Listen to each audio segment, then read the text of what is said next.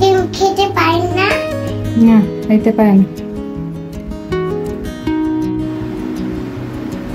দেখতেই পাচ্ছেন, এই যে দেখেন ডিম আমি আমার শ্বশুরের দোকান থেকে ডিম নিয়ে আসছে 10টা। এখানে 10টায় ইয়া আছে, এটা আমি সিদ্ধ দিব। এটা আজকে আমি দুপুরের জন্য রান্না করব। আর দেখেন যা যা লাগে আমি পেঁয়াজ কেটে নিয়েছি সকালে উঠতে, আবার যে মশলা আদা রসুন এবং গরম মশলা, আবার হলুদ, আবার মরিচ, এটি লাগবে। যে আজকে পোলাও খাবে তাই আমার শ্বশুরে পোলাও নিয়ে আসছে। আর এটা হলো নাস্তা, আমার শ্বশুরের নাস্তা নিয়ে আসছে সবার জন্য নাস্তা খাইতে। আর দেখেন আরিয়ানের খাবারের লিস্টটা, ওর দাদাকে একটা ডিম ভাজা দিছি একসাথে খাবে বলে। ওর দাদা দেখেন ওকে ডিম দিছে, আর ওর খাওয়াটা দেখছে একদম টুকরা টুকরা খুঁড়া রেখে দিছে, খাওয়ার কোনো খবরই নেই। আর দেখেন ডালটা সিদ্ধ দিচ্ছিলাম খাসির মাংস রান্না করার জন্য, যেহেতু খাসির মাংস বুটের ডাল দিয়ে রান্না করে পোলাও দিয়ে ভালো লাগবে না, তাই এটা আমি আজকে রাইখে দিব। আরেকদিন রান্না করবো, সেটাও আপনাদের কাছে শেয়ার করতে চাই। এই যে দেখেন আলম আলু দেখুন চুলায়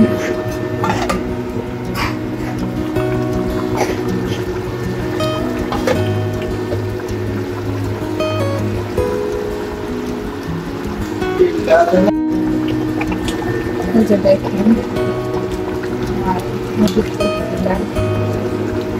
আপনার ভাইয়া বা খুব পছন্দ করে মুরগির সাথে কম, গরুর সাথে কম, গরুর মাংসের সাথে কম, আবার মুরগি কলিজির সাথে ওর আলুটা এত পছন্দ, তার জন্য আমরা আলু দিই। দেখেন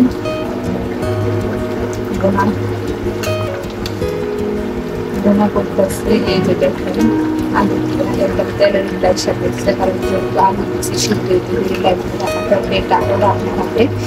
কারণ যেহেতু ইলেকট্রিক চুলা রান্নাতে একটু সময় লাগে, তা খাওয়ার পর সময় দিচ্ছি, কারণ চুলাটা পাতিলা লেগে গেলে তরকারিটা পুরা গন্ধ আসবে, তাই না?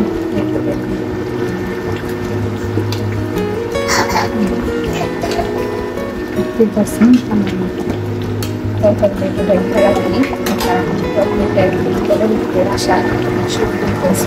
চলে আসবে। আর কলিজি রান্নাতে এত সময় লাগে না, হালকা পাতলা দিই, অল্প চাল দিই, আর কলিজিটি রান্না করা হয়, কারণ যেহেতু কলিজি একটু নরম। দেখেন আর আমার কাম কাঁচা ডাল দেখতেছেন।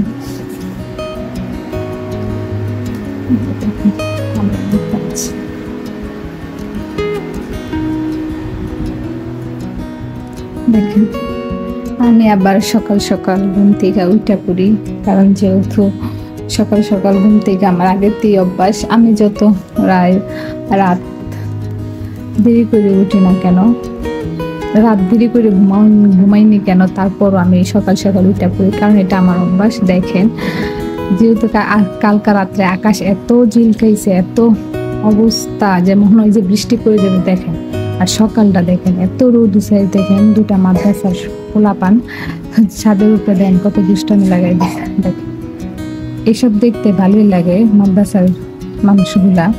দেখেন আর এই ছাদটা একবার আপনাদেরকে দেখাইছিলাম, ছাদের মধ্যে কত গাছগাছালি ছিল। দেখেন আর কিছুই নাই, সবাই মনে চলে গেছে বাসা ছাইরা, সেটাও সঠিক বলতে পারি না চলে গেছে না গিয়ে আছে, যেহেতু ছাদের মধ্যে এখন কেউ উঠে না, একদম নিরিবিলি।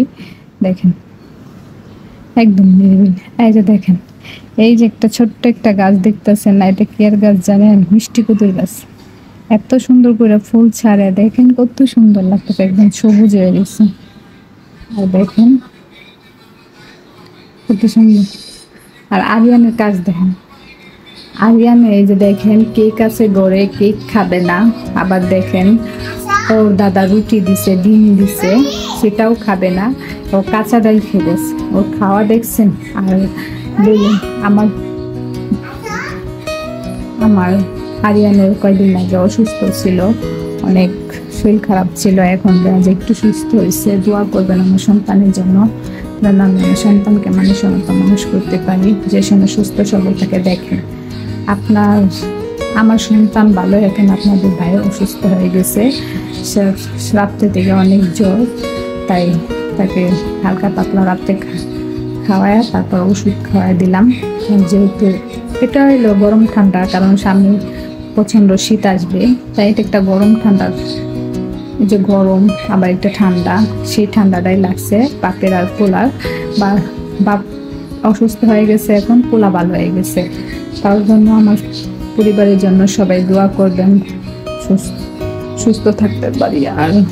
আর আমাদের চ্যানেলটাকে সাবস্ক্রাইব করবেন, লাইক দিবেন, শেয়ার করবেন, আর আমাদের পাশে থাকবেন, আর আমাদের জন্য দোয়া করবেন, আমি যেন আরও আপনাদের মাঝে সুন্দর সুন্দর ভিডিও নিয়ে আসতে পারি।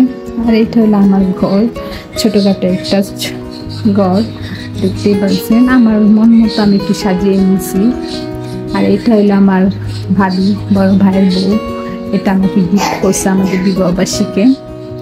যেহেতু আমি সামনের মাসের 13 তারিখে গাজীপুর যাব আমার বড় ভাইয়ের বিবাহবার্ষিকী, এটাও আপনাদের কাছে শেয়ার করবো, কি করব কি না করব, কি পরবো কি না পরবো, সেটাও আপনাদের কাছে শেয়ার করব। আমি আর আমার ভাবি কি করব, কি মজা করব, কি খাবো না খাবো, সবাই মিলে একটা আনন্দ করবো, সেটাও আপনাদের কাছে শেয়ার করবো। এখন এই পর্যন্তই থাক, আজকে এই পর্যন্তই। ভালো থাকবেন, সুস্থ থাকবেন, আল্লাহ হাফেজ, টাটা।